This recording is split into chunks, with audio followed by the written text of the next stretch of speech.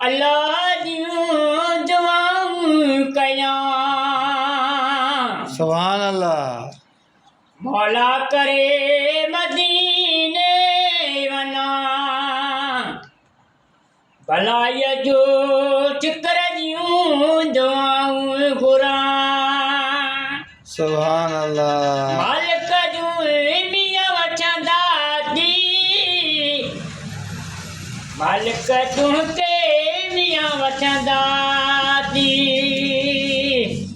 मौला जूं चिकर कराया ती मोहम्मद जो कुरान पाक पढ़ियो सुभान अल्लाह।